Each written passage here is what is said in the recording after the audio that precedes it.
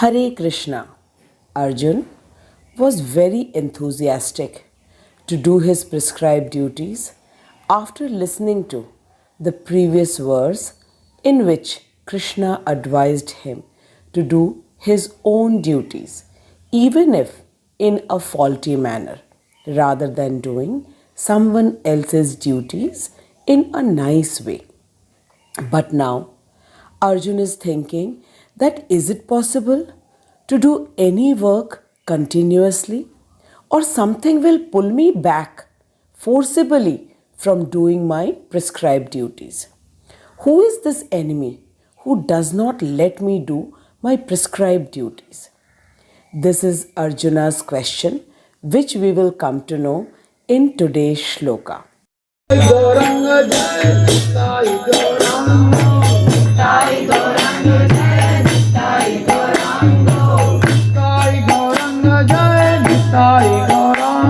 Today's shloka is shlok number 36, chapter number 3, Karma Yoga. Arjun uvacha ath kena prayuktoyam papam charati purushah anichhannapi varshaneya baladiv niyojitah. Arjun uvacha ath kena prayuktoyam papam charati purushah anichhannapi varshaneya baladiv niyojitah. Arjun uvacha. Arjun said, Ath, hereafter. Ken, by what? Prayuktah, impelled. Ayam, one. Papam, sinful activities. Charati, acts. Purushah, a man. Anichhannapi, without desiring, although. Varshne, O descendant of Vrishni. Balat, by force. Iv, as if. Niyojitah, engaged. Translation. Arjun said, O descendant of Vrishni, by what is one impelled to sinful activities, even unwillingly, as if engaged by force? Arjun is very perplexed. He says, O descendant of Vrishni, by what force is one impelled to do sinful activities, even though he is unwilling, and it seems as if he is engaged by some external force? Now let us read Srila Prabhupada's purport and understand the shlok nicely. Srila Prabhupada ki jai, Anant Koti Vaishnavon ki jai. Prabhupada says, a living entity, as a part and parcel of the Supreme, is originally spiritual, pure, and free from all material contaminations. Therefore, by nature, he is not subjected to the sins of the material world. But when he is in the contact with the material nature, he acts in many sinful ways without any hesitations, and sometimes even against his will.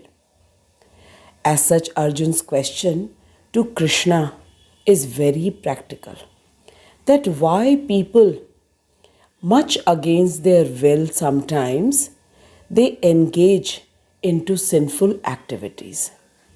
Although the living entity sometimes does not want to act in sin, but it seems he is still forced to act. Sinful actions are not, however, impelled by the Supreme Soul, which is within every living entity, but they are due to some another cause, which Krishna is going to explain it to us. Arjun's question is a very practical question, which we experience every day in our day-to-day life. Every living being is absolutely spiritual, pure, and free from all kinds of material contaminations, as it is the eternal part and parcel of the Supreme Personality of Godhead, Krishna. Krishna is Satchit Anand, and his part, that is, we, Jivas, we are also Satchit Anand, but the consciousness of the soul gets contaminated once it comes in the contact of the material nature.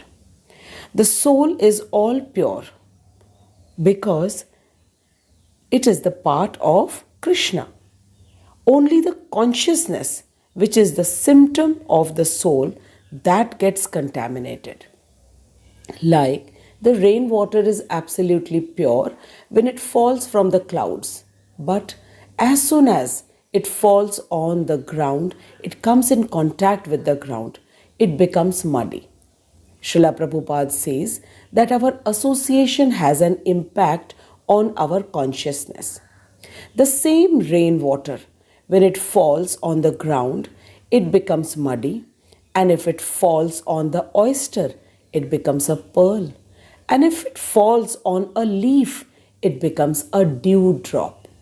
So originally, the raindrop is all pure, but it takes the consciousness of the place where it falls on. This is exactly what is Arjuna's question.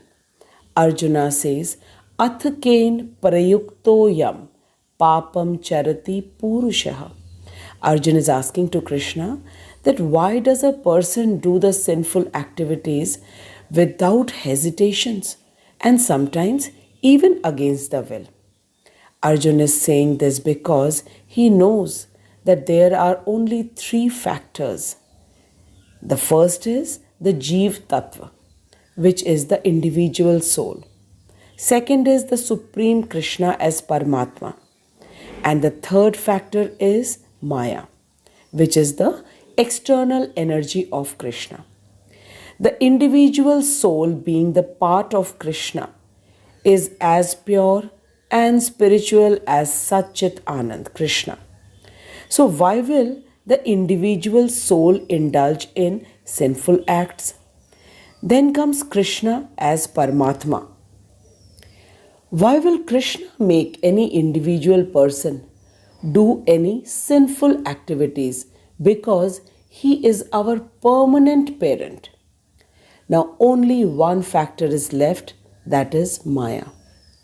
Arjun in this shlok has addressed Krishna as Varshne because he wants to indicate Krishna the family closeness that he has with him. Arjun's maternal grandparents are Krishna's paternal grandparents. That is, Arjun's Nana Nani are Krishna's Dada Dadi because Arjun's mother Kunti and Krishna's father Vasudev are brothers and sister.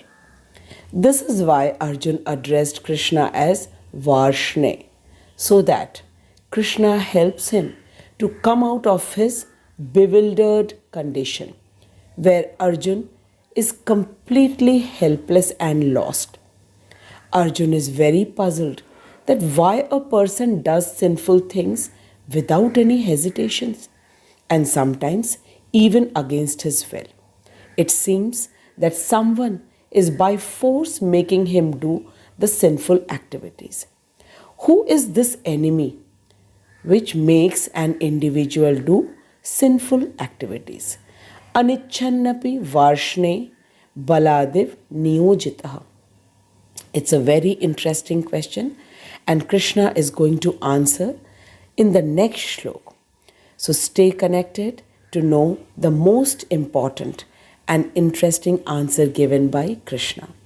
I thank Srila Prabhupada for making us understand the most secretive knowledge of Bhagwat Gita, and I thank each one of you for listening to Bhagwat Gita shloks so attentively and so minutely. Hare Krishna. Jai Srila Prabhupada.